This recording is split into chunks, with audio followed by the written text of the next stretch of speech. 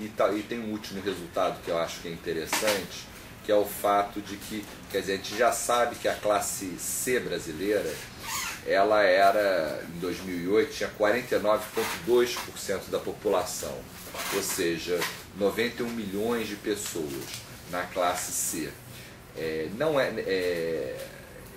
O 2,5% de crescimento que a classe C tem pela PME depois da crise, ela vai passar 50%. Significa que não só o eleitor mediano, aquele que decide a eleição, está na classe C, como a classe C poderia sozinha, vamos dizer, decidir, se houvesse unanimidade, um pleito presidencial. Então a classe C é a classe dominante no sentido populacional e agora acima de 50% da população.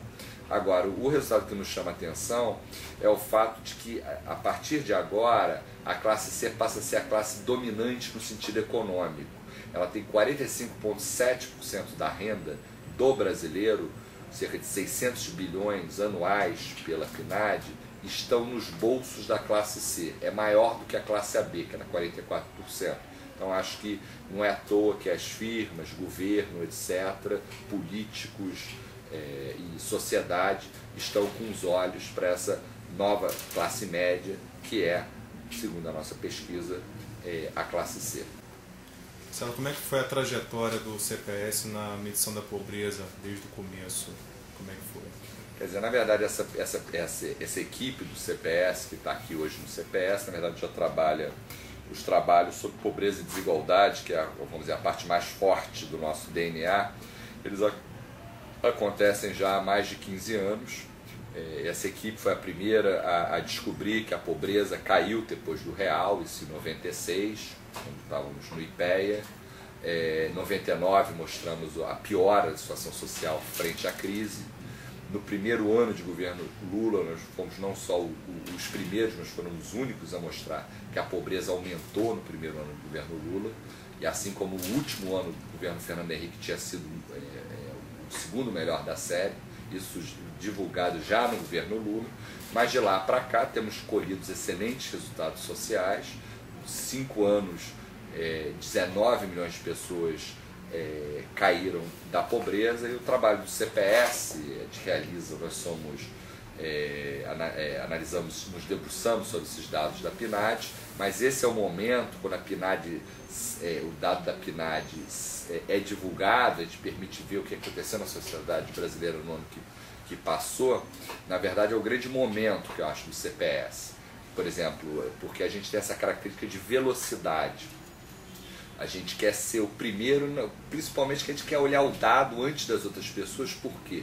Quer ser influenciada, a coisa mais prazerosa, por um cientista social, na minha opinião, não é quando ele confirma algo que ele sabia, mas quando ele é surpreendido pela realidade. Então, quando você olha para uma PNAD virgem, não explorada, você tem essa possibilidade de descobrir coisas, o seu olhar está mais aguçado em busca, e a PNAD tem nos surpreendido muito. Por exemplo, nesse ano, a metade da população não é só vai se tornar classe C, mas também mais da metade da população é afrodescendente, se declara afrodescendente. Isso pode ter implicações muito fortes em termos eleitorais para o ano que vem, por exemplo.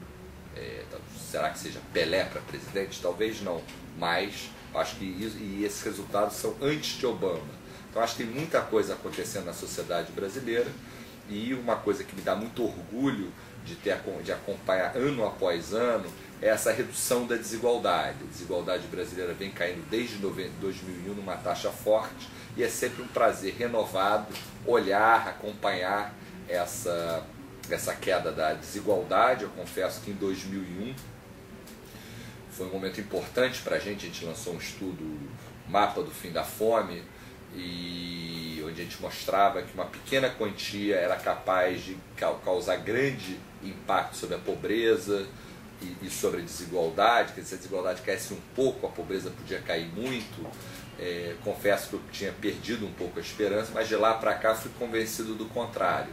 A desigualdade vem caindo, e é sempre um prazer olhar para esses dados. Queria fazer um convite para aquele que quiser conhecer um pouco do Brasil, sobrevoar a realidade brasileira através dos dados da PNAD. Acesse o nosso site, que é www.fgv.br/CPS. Lá tem várias pesquisas, a última tem final /FC, e lá você vai ter bancos de dados interativos, onde você vai conseguir sobrevoar a realidade brasileira. E nesse ano a gente está conseguindo dar um detalhe mais do que regional, um detalhe local, olhar a capital do Rio, a periferia de Fortaleza, a periferia de Belém, a capital de Porto Alegre, Palmas, etc. Então isso ele possibilita, assim como fazer cortes por gênero, sexo, níveis educacionais. Então esse é o objetivo do CPS, é contar uma história, fazer a nossa interpretação, dar o nosso diagnóstico, embasar diagnósticos não só para os gestores de política pública, mas muito mais o cidadão comum. A gente procura expressar uma linguagem mais direta para eles, mas ao mesmo tempo permitir que cada um olhe as informações com seus próprios olhos.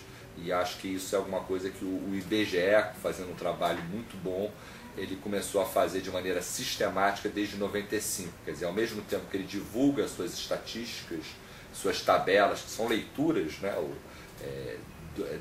dos técnicos do IBGE sobre a realidade brasileira, ele disponibiliza o microdado da pesquisa, no caso da PNAD, 380 mil observações. Então isso permite que cada um olhe, cruze os dados da sua forma. Eu acho que esse aqui, o IBGE está dando uma aula de democracia, isso desde 95. Então o convite está feito. Se vocês quiserem saber como é que está o bolso do brasileiro na sua região, ou olhar para a pesquisa passada, onde a gente questiona, será que o brasileiro é mais formiga ou mais cigarra? É mais consumidor, nos termos da fábula do La Fontaine, mais consumidor ou mais produtor? Em que dimensão, quando, etc. Deem uma olhada, que eu acho que os resultados estão interessantes.